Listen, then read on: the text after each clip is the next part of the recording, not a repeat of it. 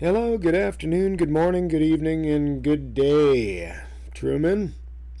We're here today to talk about some minor details that we like to call life, dealing with certain issues in that devastations of lands occur.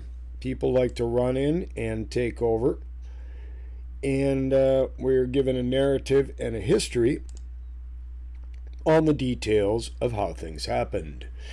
I think it's fascinating, wonderful, and enjoyable to look at some of the history that we're told and some of the facts that we can see in how things can be devastated, were devastated, in the history of devastation in our great lands of the world, not just America. And one of the most powerful earthquakes recorded in U.S. history, the New Madrid earthquakes of 1811 and 1812, were so powerful that they reversed the flow of the Mississippi River, rang church bells in Boston, and cracked sidewalks in Washington, D.C. Well, a lot of mothers' backs were broken that day. And I'm wondering if the church bells rang from the vibrations of the, or if people heard all this rumble and thunder and what just went, hey, we got to go ring church bells. My idea here is that the earth basically liquefied in a very large area, in a very, very large area. And the eyewitness accounts of these areas, pardon my scratchy voice, the eyewitness accounts were saying that the land looked like it was waves. This is how we're told we got it. Yeah, we just went in and we slaughtered those guys, and now it's ours. But the eyewitness accounts say that the earth actually looked like waves. The plains and prairies looked like waves of the ocean. And if you look here and you consider some of our hill formations and the angles of the trees, these, in my opinion, were moving along with the dirt, with the earth liquefied. And then it settled down, and that's why you see these trees leaned over this way and some in the middle and some on different sides of the hill. And all nature will strive to grow straight up. But the vibrations, in my humble opinion and through my observations and lessons throughout life, New Madrid Earth, this is an epicenter. The epicenter, the vibrations basically flow out from the epicenter, and this is, I believe, a fairly accurate depiction. How would I know? Only just through the course of history and what we can see, prove, and are told. So a lot of water went a lot of places, but we are focusing on this little area right here, when I believe that in that year the entire land mass on both sides, all over the world, were subject to this vibration.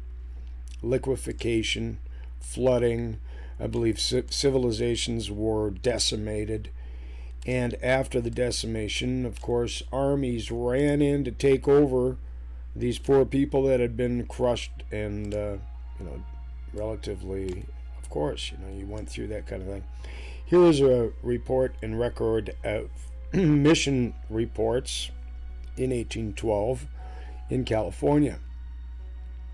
And so it was going on both sides, not both sides, everywhere. There was a comet that year that showed up. Strange little anomaly. Could have had something to do with the vibrations under the earth.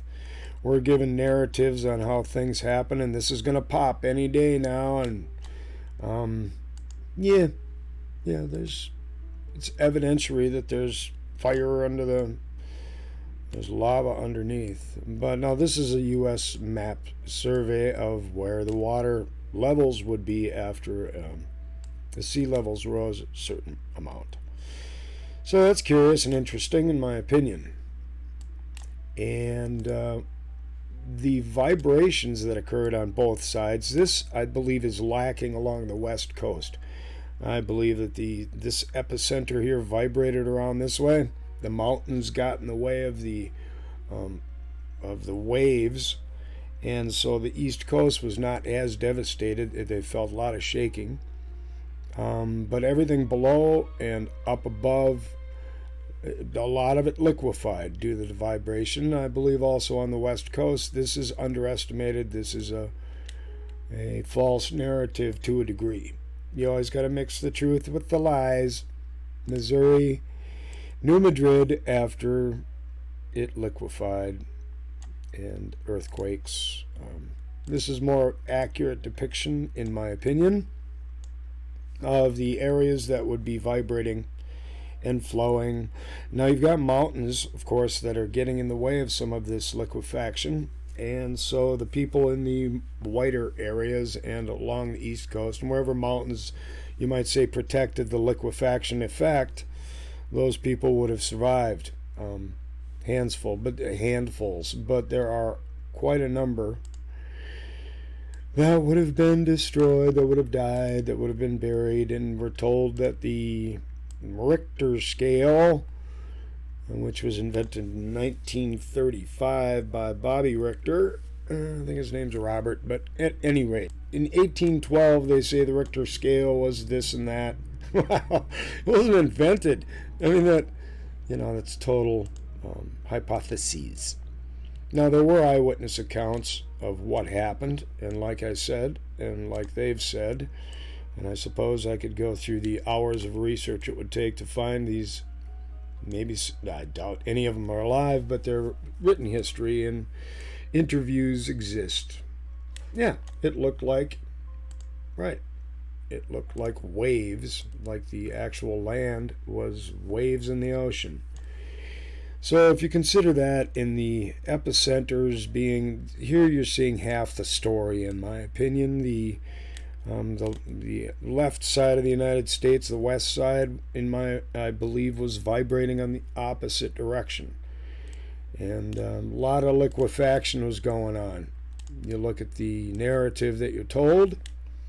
The greatest earthquake recorded in North America centered in this area, December 16th to February 7th. That's quite a long time if you think about it, a couple of months. I mean, when I think of an earthquake, I think it's like, now it's done. Maybe, I don't know, an hour later or something. But this is like 2 months, December, January, February. Wow. 1,874. I mean, this is a long time for the land to be quaking and shaking and liquefying. So, just a little something to consider prior to us running in and taking it over 50 years later. But it takes time. You got to have wars, and you have to have reasons. You have to go in and decimate any Antiquatech. That takes some time. And then you can let everybody run in and grab the land. Let's go have a land grab. Yeah, that's a land rush. Land rush.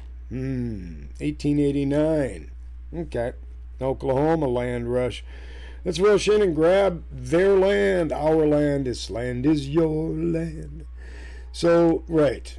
What happened in the U.S. military from, say, 1812 to 1822? This is in 1817.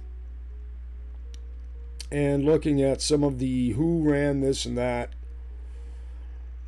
and where the mindset was at during those years. Very curious. Very curious indeed, good lad. And that's the reason for these videos, is to bring up your curiosity, to consider that things liquefied. There was great decimation of peoples that had occurred. And then whoever had the most weapons could just run on in and take over and say, okay, come with me because now you're going to be safe, or you stay over here because it's not safe over there. Now we're going to have these battles that make us able to take over these areas, and that's just the name of that tune. So, taking a look at the timeline of the history after the 1812 decimation is something that we're going to be looking into. I would continue on with this at this point, But once again, being long-winded is not part of my game. I like to look things over before I talk about them, even though it doesn't seem like it. So, I would like to thank you for watching this short essay and considering what I have mentioned to be possible.